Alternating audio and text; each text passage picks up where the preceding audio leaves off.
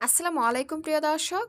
আজকের আয়োজনে বাচ্চা থেকে বুড়ো সবার জন্য সর্দি কাশি দূর করবে এমন একটি চমৎকার রেমেডি আপনাদের সঙ্গে শেয়ার করব। এই রেমেডিটি লাংস পরিষ্কার করবে, যার কারণে কাশি দূর হয়ে যাবে এবং রোগ প্রতিরোধ ক্ষমতা বৃদ্ধি করবে, যার ফলে ভাইরাস, ব্যাকটেরিয়া এবং ফাঙ্গাসের সঙ্গে লড়াই করার শক্তি যোগান দেবে। এই রেমেডিটি বানাতে খুবই অল্প সময় লাগে এবং এর উপকরণ আপনার রান্নাঘরেই রয়েছে।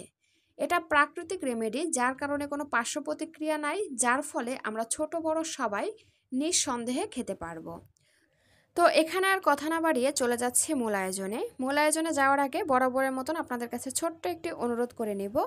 ভিডিওটি ভালো লাগলে প্লিজ একটি লাইক দিবেন এবং বাচ্চাদের সহজ রান্নার পুষ্টিকর খাবার রেসিপি পেতে এবং এই ধরনের আরও উপকারী ভিডিও পেতে দেখুন ভিডিওর নিচে সাবস্ক্রাইব বাটন দেওয়া আছে। বাটনটি ক্লিক করে ঘন্টাটি বাজিয়ে অলে সেট করে রাখুন পরবর্তী ভিডিও নোটিফিকেশন সবার আগে পাওয়ার জন্য। তো এজন্য প্রথমে আমি এখানে 8 থেকে 10টির মতন তেজপাতা নিয়েছি এবং তেজপাতাগুলো পরিষ্কার পানি দিয়ে খুব ভালোভাবে ধুয়ে নিয়েছি। এবার হচ্ছে হাত দিয়ে এভাবে যথাসম্ভব ছোট ছোট টুকরো করে তেজপাতাগুলো ছিঁড়ে নিতে হবে। তেজপাতা যেমন খাবারের স্বাদ এবং গন্ধ বাড়াতে সাহায্য করে, তেমনি তেজপাতা আমাদের সুস্থ রাখতে অনেক বড় ভূমিকা পালন করে। কারণ তেজপাতায় ঔষধি গুণ রয়েছে। এছাড়াও ভিটামিন ই ও সি সমৃদ্ধ এই মশলায় রয়েছে ফলিক অ্যাসিড ও বিভিন্ন ধরনের খনিজ উপাদান, যা সর্দি কাশি বা ফ্লু সারাতে সাহায্য করে। এরপরে এর মধ্যে দিয়ে দিচ্ছি 1 চা চামচ লবঙ্গ। লবঙ্গ মাইগ্রেন এবং মাথা ব্যথা দূর করতে সাহায্য করে। বিশেষ করে যখন আমাদের সর্দি কাশি বা জ্বর হয় তখন কিন্তু প্রচণ্ড মাথা ব্যথা করে, তখন আমাদের এই মাথা ব্যথাটা দূর করতে কিন্তু লবঙ্গ অনেক সাহায্য করে। এছাড়া রোগ প্রতিরোধ ক্ষমতা বাড়ায়, পাশাপাশি সর্দি কাশি, জ্বর ইত্যাদির হাত থেকে কিন্তু লবঙ্গ আমাদের বাঁচায়। দিয়ে দিচ্ছি 1 চা চামচ কালো জিরা। কথায় আছে কালো জিরা 99টা রোগ সারাতে সাহায্য করে, বিশেষ করে ঠান্ডা, কাশি, সর্দির জন্য। কারণ এতে রয়েছে প্রচুর পরিমাণে অ্যান্টিঅক্সিডেন্ট, যা রোগ প্রতিরোধ ক্ষমতা বাড়াতে সাহায্য করে। এরপরে হচ্ছে আমি একটা প্যানের মধ্যে এই সব উপকরণ দিয়ে দিচ্ছি এবং এরকম একটা মগের 1.5 কাপ পরিমাণে পানি দিয়ে দিচ্ছি। তারপরে চলে যাচ্ছি চুলায়। চুলার মধ্যে চুলার আঁচ মিডিয়াম আঁচে রেখে এগুলোকে আমি জাল করে নিচ্ছি। ততক্ষণ পর্যন্ত জাল করব যতক্ষণ না 3 ভাগ পানির 2 ভাগ পানি শুকিয়ে যায় এবং 1 ভাগ পানি থাকে। রেমেডিটি চুলা থেকে নামিয়ে নিয়েছি। এবার এটাকে একটা সাইডে রেখে খুব ভালোভাবে ঠান্ডা করে নেব। এবার হচ্ছে আমি এখানে একটি পাত্রে কিছুটা পরিমাণে পানি নিয়ে নিলাম এবং তার মধ্যে 1 চা চামচ ভিনেগার দিয়ে দিলাম। এখন এই ভিনেগার মিশ্রিত পানির মধ্যে একটা লেবু খুব ভালোভাবে হাত দিয়ে চটকে ধুয়ে নিচ্ছি।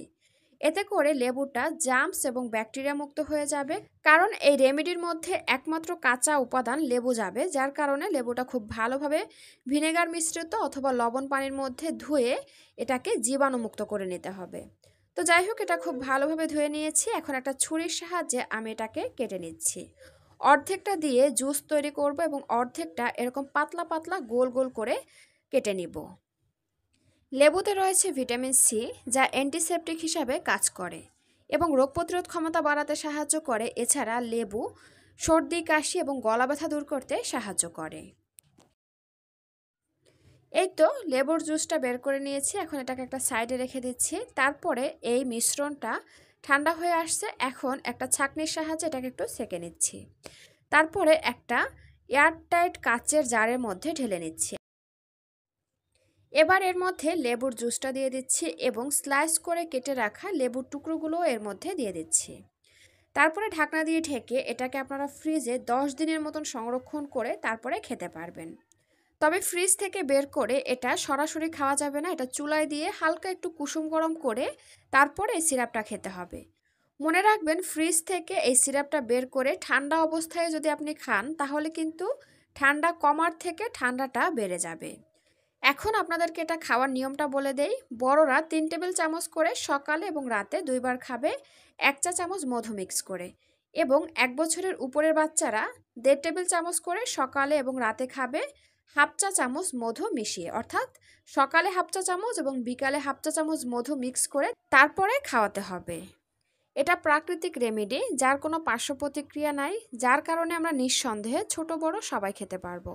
তো দর্শক, এই ছিল আমার আজকের আয়োজন। ভিডিওটি ভালো লাগলে প্লিজ একটি লাইক দিবেন এবং বাচ্চাদের সহজ রান্নার পুষ্টিকর খাবার রেসিপি পেতে এবং এই রকমের আরও উপকারী ভিডিও পেতে দেখুন ভিডিওর নিচে সাবস্ক্রাইব বাটন দেওয়া আছে, বাটনটি ক্লিক করে ঘন্টাটি বাজিয়ে অলে সেট করে রাখুন পরবর্তী ভিডিও নোটিফিকেশন সবার আগে পাওয়ার জন্য।